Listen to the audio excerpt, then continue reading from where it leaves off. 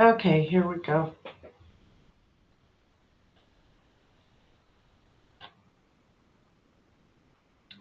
The Garden by Arnold LaBelle. I'll just read the little story so you can relax and just enjoy. Frog was in his garden. Toad came walking by. What a fine garden you have, Frog, he said. Yes, said Frog.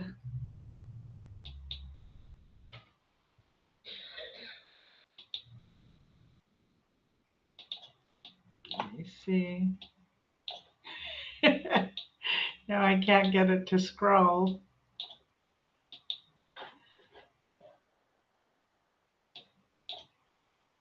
Oh, here we go. Yes, said Frog. It is very nice, but it was hard work. I wish I had a garden, said Toad. Here are some seeds, said Frog, and soon you will have a garden. How soon? Asked Toad. Quite soon, said Frog. Then Toad ran home. He planted the flower seeds. Now seeds start growing. Toad walked up and down a few times. The seeds did not start to grow. Toad put his head close to the ground and said loudly, Now seeds start growing. The seeds did not start to grow. Todd put his head very close to the ground and shouted, Now seeds start growing. Frog came running up the path and he said, What is all this noise? My seeds and it will not grow, said Toad. You are shouting too much, said Frog. Oh my goodness, what a way to start. These poor seeds are afraid to grow. My seeds are afraid to grow, asked Todd. Toad, of course, said Frog. Leave them alone for a few days. Let the sun shine on them. Let the rain fall on them. Soon your seeds will start to grow. So Toad went out to his garden with some candles. I will read the seeds a story, said Toad. Then they will not be afraid. Toad read a long story to his seeds. All the next day, Toad sang songs to his seeds. And all the next day, Toad read poems to his seeds. And the next day, Toad played music for his seeds. Toad played music for his seeds. Toad looked at the ground. The seeds still did not grow. What shall I do? Cried Toad. These must be the most frightened seeds in the whole world. Toad felt very, very tired, and then he fell asleep. He's getting so worn out taking care of his little seedlings. Toad, wake up, said Frog. Look at your garden. Toad looked at his garden, little green plants coming up and out of the ground. At last, shouted Toad, my seeds have stopped being afraid to grow. And now you will have a nice garden too, said Frog. Yes, said Toad, but you were right, Frog. It was very hard work.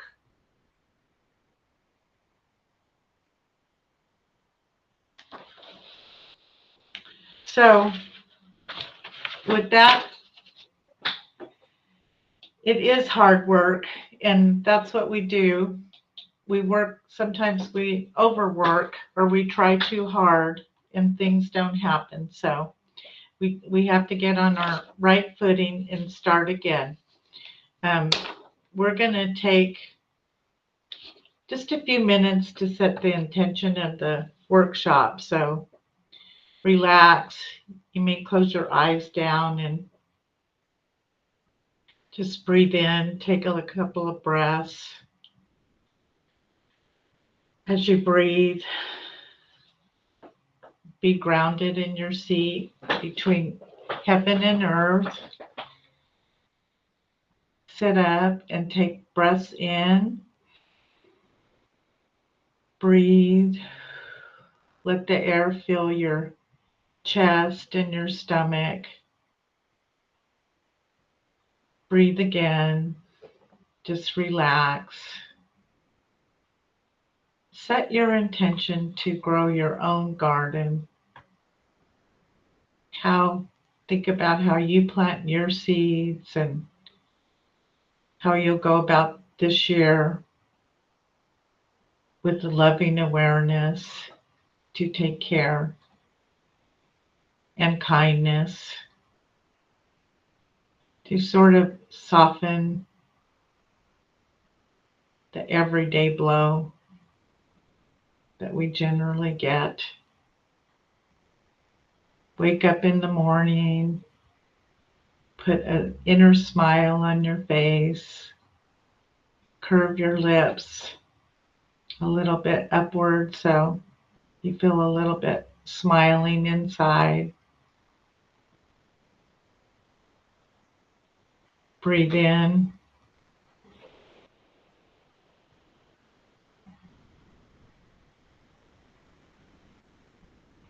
Just relax with the breath.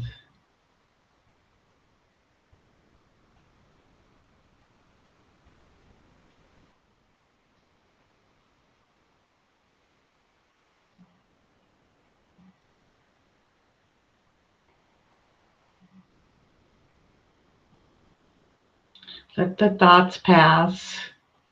You see the thoughts, you can name them. Thinking, thinking, planning, judging. The idea is not to stop the thoughts, but to recognize, observe, notice any patterns, notice the repeated thoughts,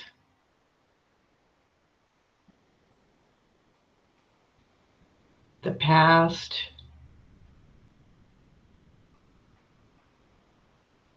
anger, frustration. Just let it go.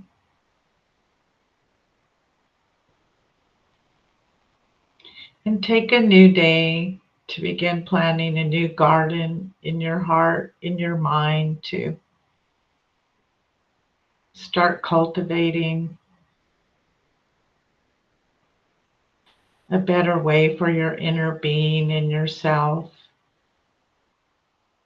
And the students around you will take it in.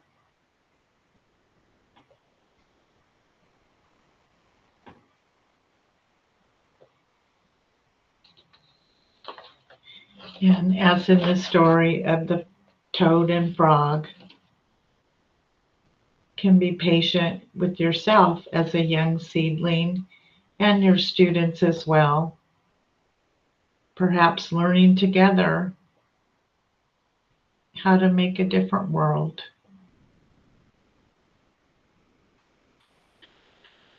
So with that,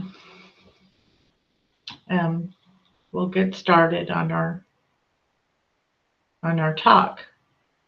The frog and toad story that I read about cultivating the garden. So you're cultivating your garden. You see the garden come up and all is beautiful, but it's not going to be perfect. It's going to have imperfections. Like in the house and garden, when they come in and they take a picture of a perfectly well-trimmed house and garden, it's set up to be perfect, but everyday life is not that. If you look at that garden on another day, it wouldn't be so perfect. So we all have our good and bad days. So the main thing is to get grounded in the presence, and then you will have then you'll have obstacles that come up. Obstacles are bad encounter with somebody, a student receiving a bad grade, and you might not be happy. Different things come and go. Different thoughts come and go. And that's what life is, impermanence. So it's accepting the impermanence And when the thoughts or the weeds, or if you stumble and hurt your really have a bad encounter, you might get your foot in the trap. So it's like you go around the block and you fall in the hole, and then you get up, you go around the block again, you fall in the hole, you get up, and then you go around the block again, and finally you might start to see the hole before you fall in it. So you don't want to fall into the hole. So the objective here is to think about how you want your life to be, and through meditation, watch your thoughts and slowly implant thoughts that will serve you better. Release the thoughts that are not serving you and take in thoughts that will serve you better. So, for instance, if you're lonely, don't let the loneliness go so quickly. Let it cut more deeply, says Hafiz, the poet. It's in not letting go that the learning happens. If you take it in and you embrace it, you have tea with your dark side, you learn how to be with it better, and you can eventually come to have loving, kind compassion for yourself, and it won't be such a dark side anymore. As you shed the light of awareness, the darkness starts to dissipate and there becomes more and more light, and you feel better as a person and as a being in the present. So instead, just be with whatever, the anger, the loneliness, the heartache, whatever the feeling, just be with it. We want to be with it in the fullness of this human incarnation and embrace it in our life. So, in other words, don't run away from it. Acceptance would be the key to working with your thoughts. You accept them, and then you can say, can I see another perspective? Look at another perspective, take a different idea, or change the channel on your TV and look at yourself kinder. Look at the person that you're looking at with kindness as well. Once you start to embrace the loving kindness for yourself, you can spread the lens of awareness outward and begin to treat others better. As you treat yourself better, you treat others better. Hurt people. That's how it is. That kind of a fact of life there, um, which is very sad. But if we can learn to accept, and you can express it, if you have to write a letter, you have to write it down, or apologize to somebody, you can express it and then let it go. You don't have to carry the baggage for decades. That's what mindfulness is. When you first have something bad, you might let it continue to happen, but with mindfulness, you learn to let it go faster. You still have things that come up, but you don't let your foot get caught in that trap quite as often. So you'll relax with yourself more as you go along.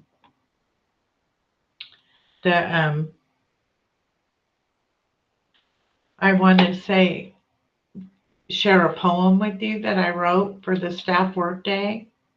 It's called Genius to Joy in Education.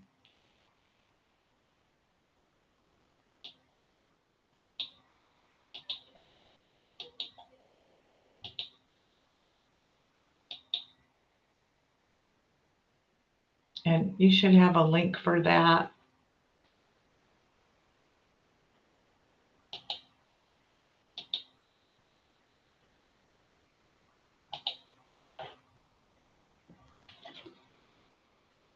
Genius, Justice, and Joy in Education.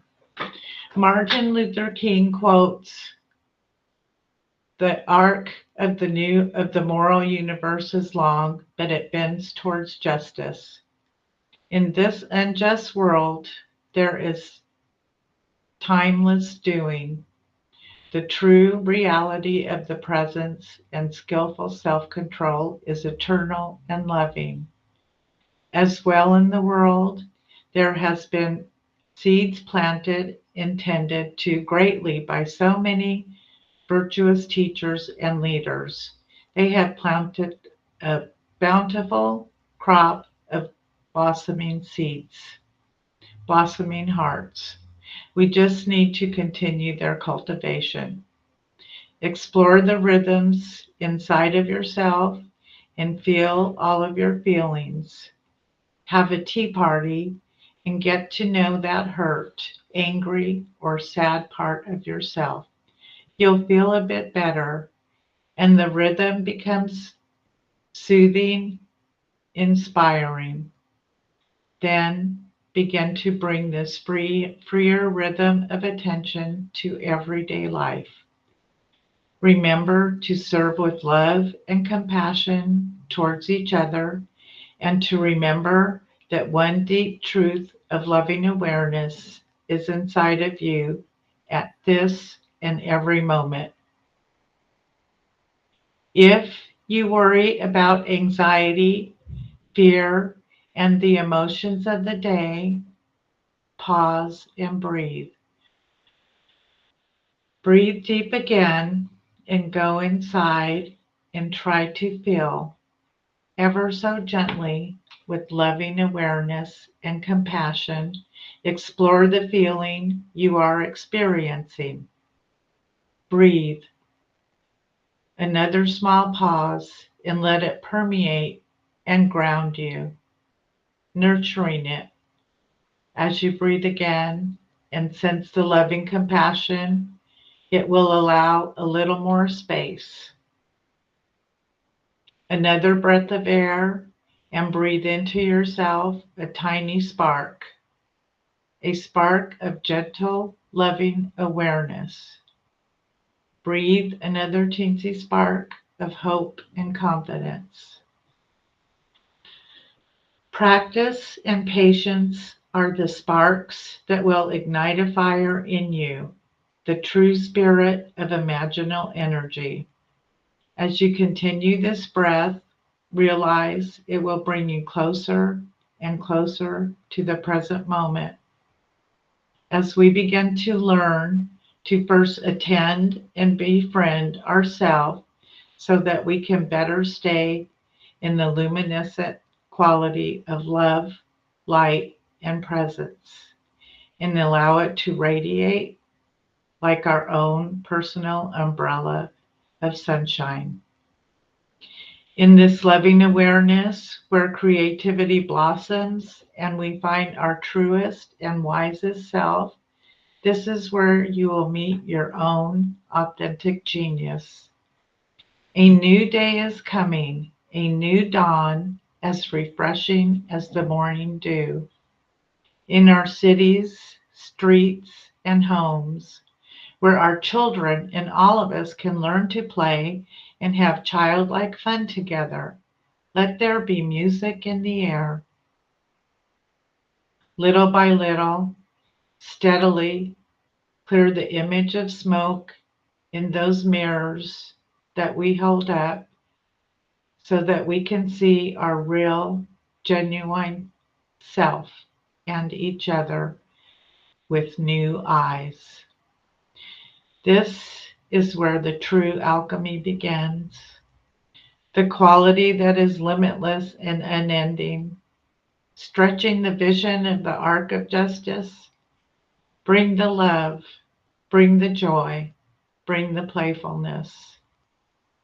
As happiness returns, along with childlike innocence, back into the here and now, the arc will stretch further and further and bending and healing towards the brightness of justice. Let's be inspired to learn to meet our genius, our students' geniuses, in our most skillful, true self. That is the grit that brings the self the freedom to be happy. Then bring that to everyday life and focus on that idea. Once you feel and see their genius, a beautiful joy will arise in you. May this be a great beginning to a new school year and a new outlet.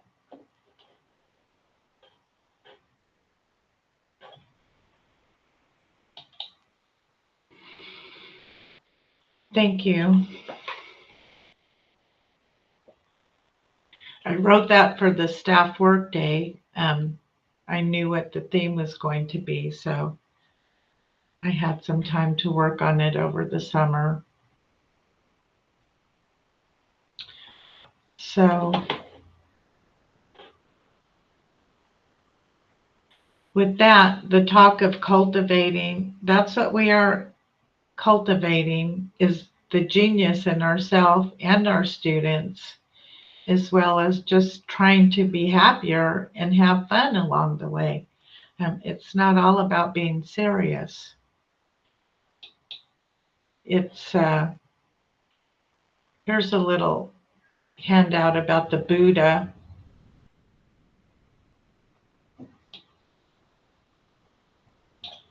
The Sutta plow.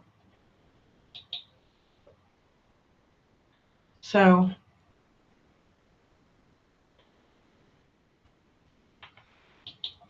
let me see.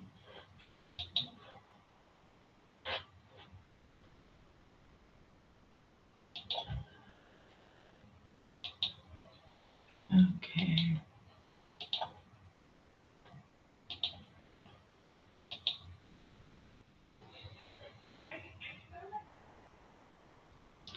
So it's a story about the Buddha, and he goes to get with his alms bowl to get food at the end of the day after the people in the fields have plowed and worked. And the boss asked him, he said, I have plowed, I can eat, but what have you plowed? So the Buddha says, faith is the seed, practice is the rain, and wisdom is my yoke and plow. Modesty's the pole, mind the strap, mindfulness my plowshare and goad. Body and speech are guarded well, and food and drink have been restrained. Truthfulness I use for weeding, and gentleness urges me on. Effort is my beast of burden, pulling me onward to safety. On it goes without returning, where having gone, one does not grieve. This is how I plow my plowing. The crop it yields is deathless, and one has plowed this plowing, one is released from all suffering. So when they put the food in Buddha's bowl, it was so hot that it just steamed. All the steam went out of it because he had plowed so hard and worked so hard on his mindfulness that the boss said, yes, you plowed, you too can eat. So he relented and let him go ahead and eat. So that's a story of how we take care of ourselves and plow and embrace it. We do it with our seeds of love, our seeds of care, and like Toad, to try to learn to have patience. That is one of my things where I need to have the patience and learn how to say things. Because you're going to study and practice mindfulness, but it's not going to change your personality. It's not going to change who you are. You can be better along the way. You can make improvements, but we are who we are. You can't be somebody else because they're already taken. So we just go along our way and we plow along, and we want to make sure what we're planting in there inside of our hearts is good, so that the thoughts will be good and then the deeds will be good. So, and then it builds character, and eventually we're congruent with who we want to be. We are the person we sought out to be, because in many days that is not always the case. You want to be somebody, but life happens, and you get angry with traffic or not eating, or something comes up, and so there you are, starting from ground zero again.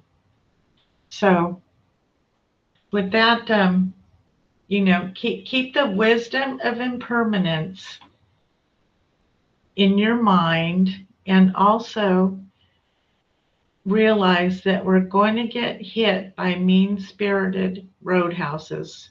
We're going to come up against people that are hard and difficult, things that are bad, things that happen. But if you just stay and persevere, you can overcome it. Bill Hook says, imagination creates the future. It is not a passive mirror. It is a tool of transformation. So that's how I use my mirror, is I try to use it as a tool of transformation in my life. And again, it takes time and patience, and above all, love. There's the wing of mindfulness, awareness, and then the wing of loving kindness. So without both of the wings, it's hard to fly free. You need to be mindful of what you're doing, but you also need to have a loving, kind attention to yourself, so that when you go about it, you're not causing more damage or more harm to yourself. You want to be gentle with yourself. So with that, I'm going to do a ray meditation. So if you can just lower your eyes, just sit up in the posture with your head straight, so your blood will flow. You can move your fingers or stretch a little bit, get comfortable. Take your seat between heaven and earth, and just breathe in. Let the air come in, go through you, down to your lungs. Feel it in the belly.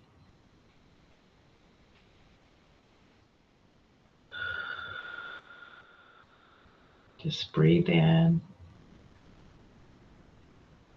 Relax with the day. As you're letting the thoughts drift in and out,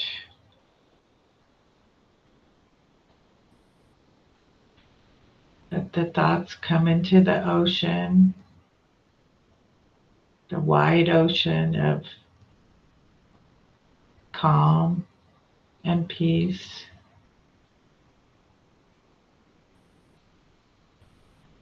And see if you recognize any thought calling out your attention, or any pain in your body that is telling you something is just not quite right.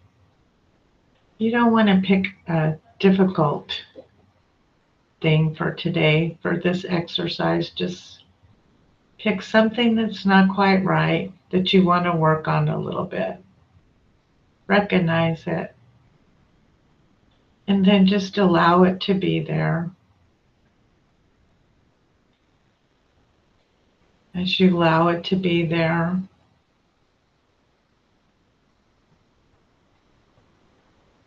with the many other thoughts and things that are happening,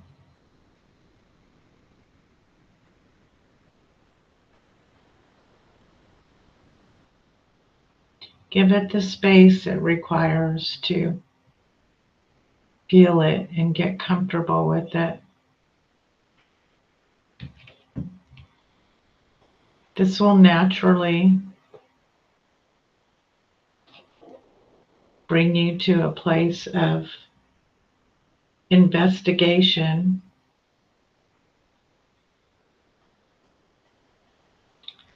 where you can investigate, what is it? What is it that's bothering me?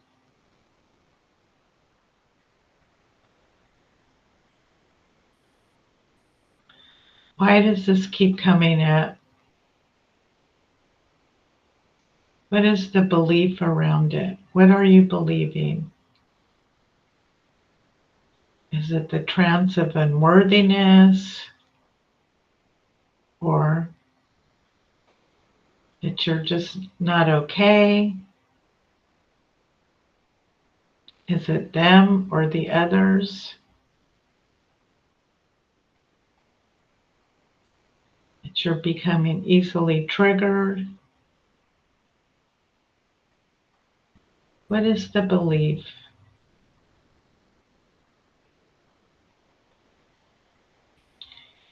As you investigate, you can take a courageous step to say, what is the other person's perspective? What do they believe?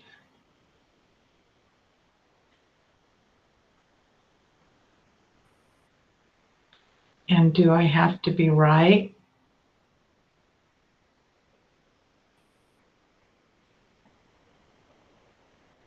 Do they have to be right?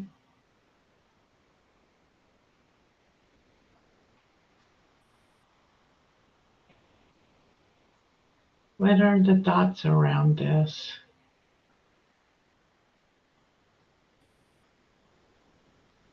As you're investigating, you want to move into nurturing yourself through the investigation. You can find a loved one to hold your hand. Imagine they're holding your hand, or a pet, a beloved person, or God, or Buddha.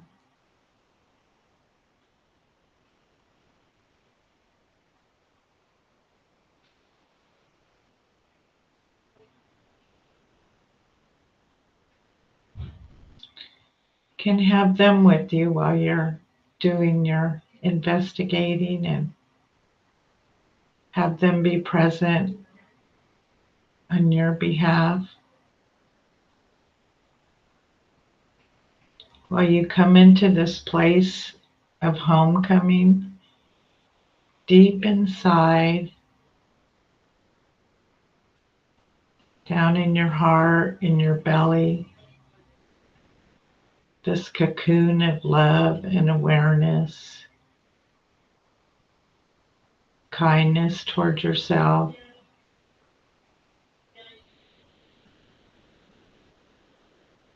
Feel the security,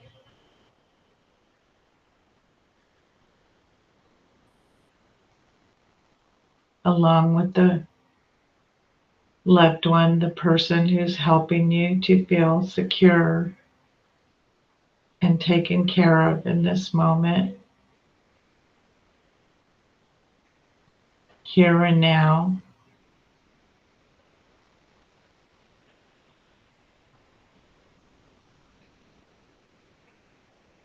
As you build this place inside where you can come home to anytime with the breath, where there's no doing, but timeless and eternal.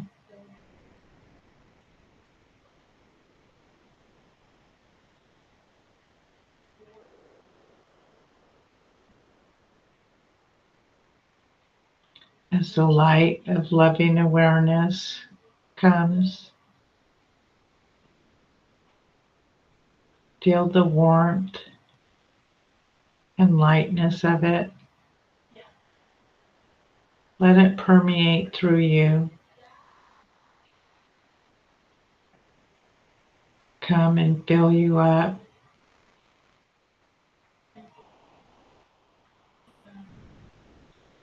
This is where you can become the holder and the held, the parent and the child,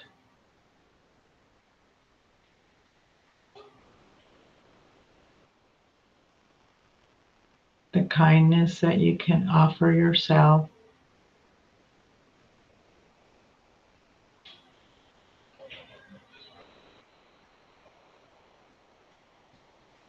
The kindness to meet your needs. Hold your inner smile and allow your love to shine.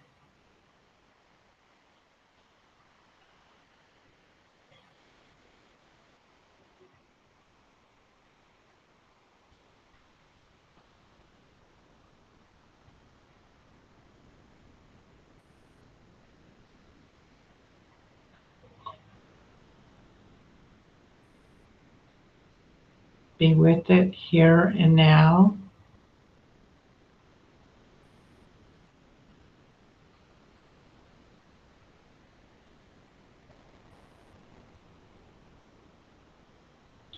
Take it in like sunshine on a beautiful day.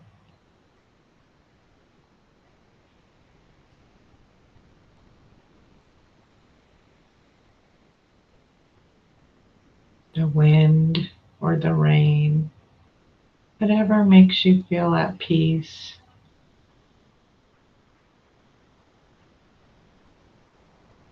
Alive.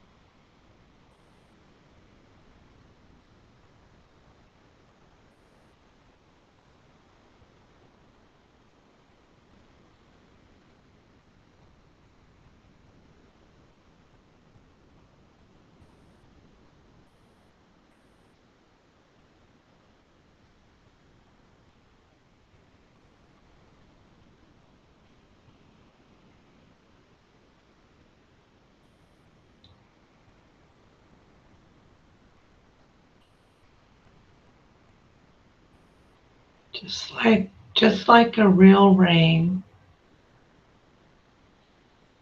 After the rain, you can recall how beautiful and fresh and clean things feel and are.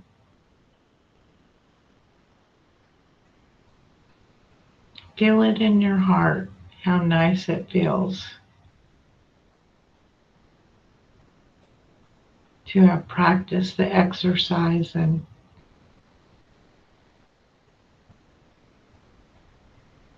have this homecoming place where you could come to at the moment of a breath.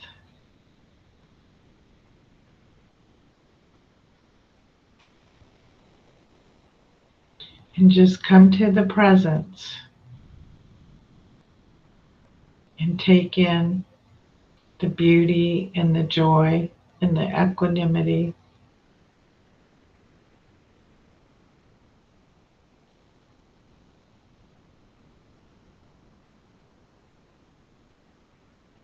That can give you a new perspective, a new outlook, and new eyes of seeing.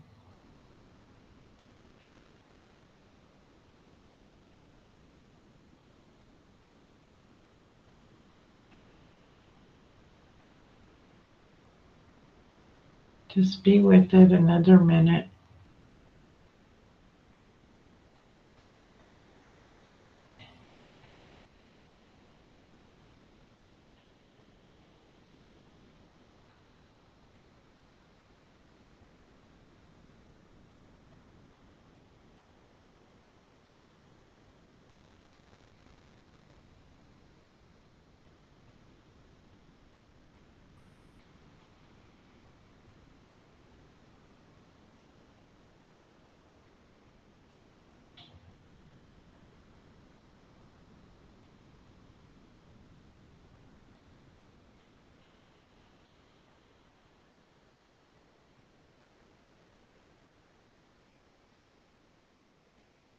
When you're ready, you can come back and we'll begin our Q&A.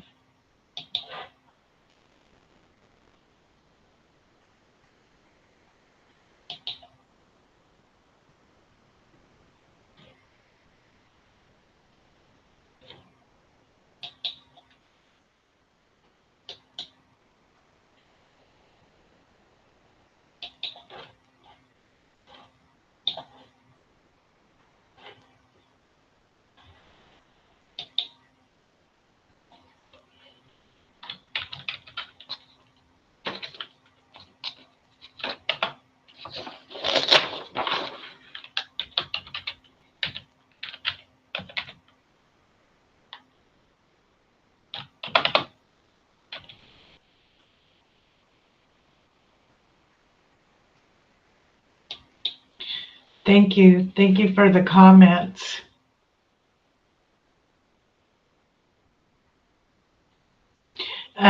Jose, in answer to your question, yes, you'll have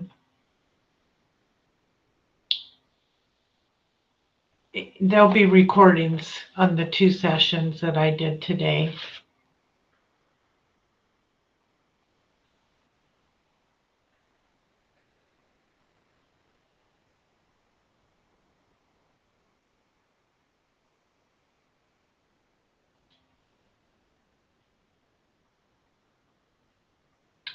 You know, I love the teachings in the Dharma. They're based on Zen Buddhism, but you don't have to have any particular, call a particular religion or anything. It's a non-secular. So we practice together, and we each do our own choosing of our higher power and that type of awareness.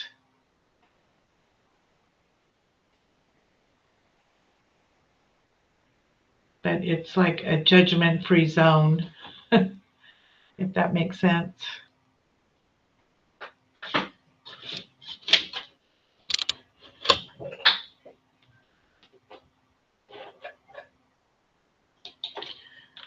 So if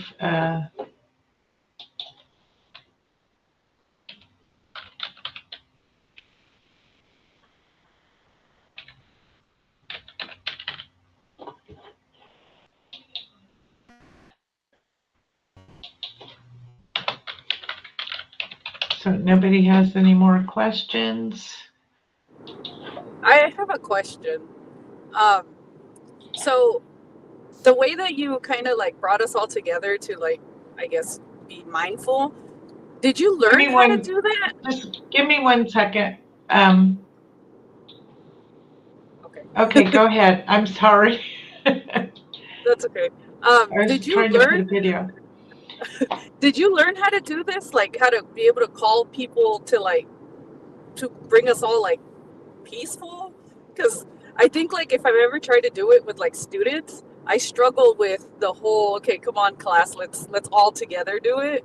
You know, like me as a person, I can do it myself, but how do you do it to have others kind of come to the, peaceful meditation state? Well, I have taken a certificate class, so I have trained experience in it. I teach classes from 11 to 12 in the mornings, on Saturday, 11 to 12 Saturday mornings. If you're interested, you could give me your personal email address and I'll put you on the mailing list. But it comes with a lot of practice, and then gathering students and practicing with them. So little by little, like start with 5 minutes or 2 minutes. And then expand. Does that make sense? Yes.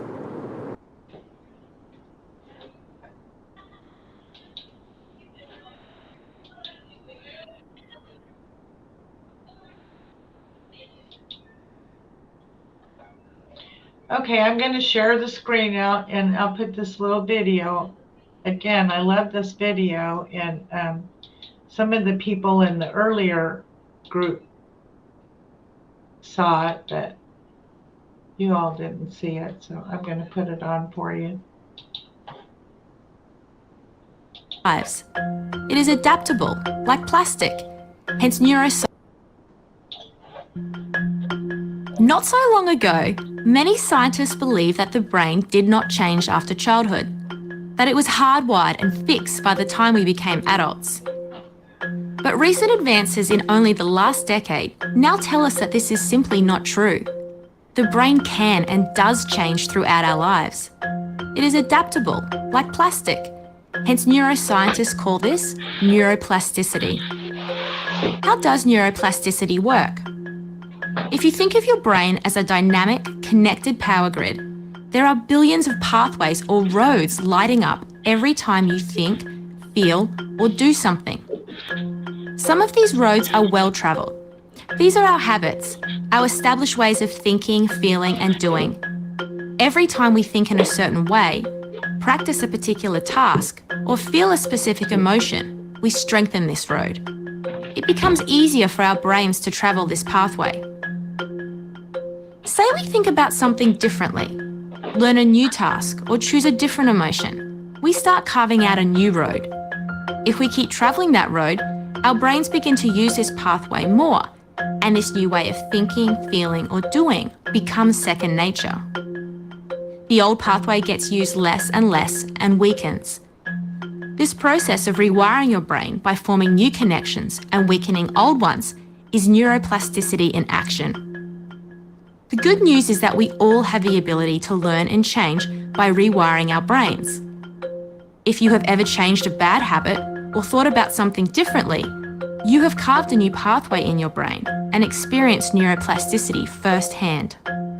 With repeated and directed attention towards your desired change, you can rewire your brain.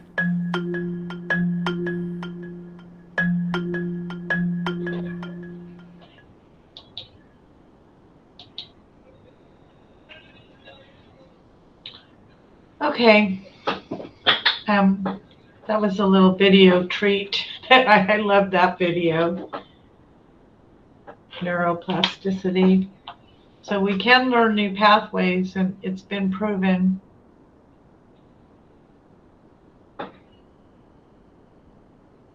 Okay, Jose Garcia, I'll need you to shoot me an email with your personal address to my Laura Hunsaker.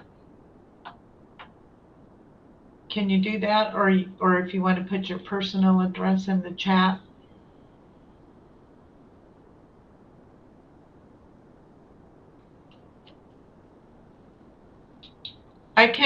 I'll go ahead and communicate with you on your school, on your regular.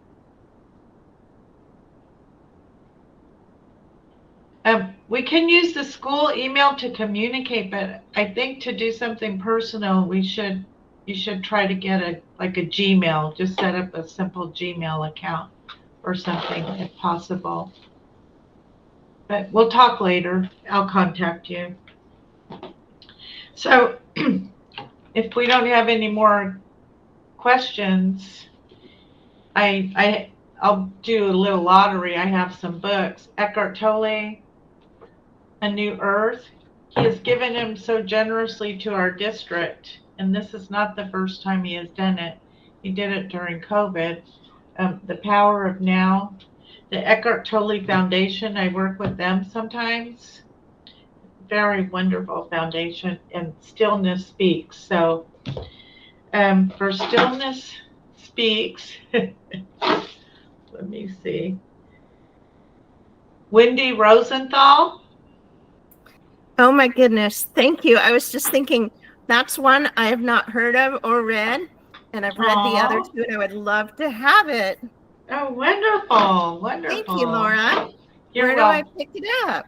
I'm going to contact you and ask you where your Okay. school site is, and I'll send it via the interdistrict. Thank you. Thank you. The Power of Now. This is a book and a journal, it's very beautiful. The journal is his first time coming out with the journal. So Adriana Lopez Romero. Adriana.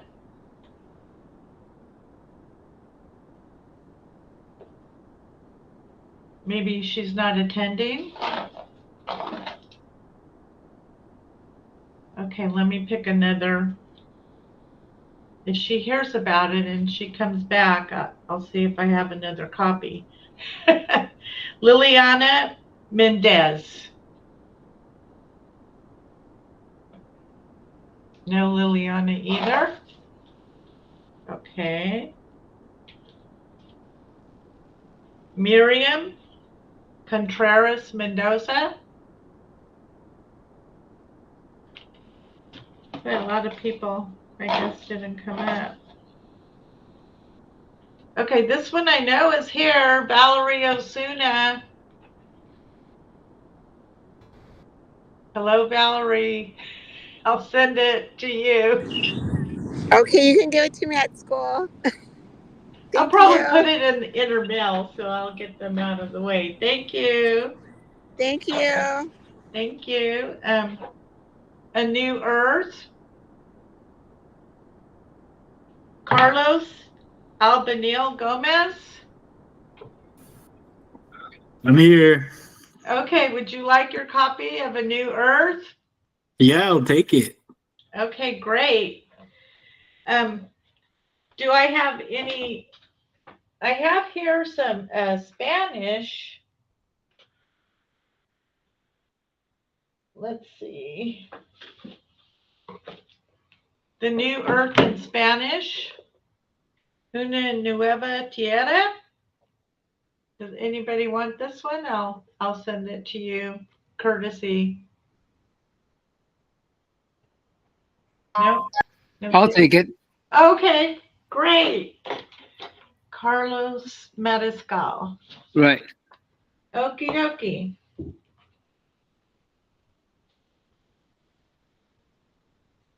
And you saw there in the chat, I pinned the unique feedback. Did you all get that? Or do I need? Do we submit it? Yes. You're supposed to submit it for me. That's to grade me. Oh, okay. I'll put it again. And yes, you have to submit that along with your sign-in sheet, the sign-in form.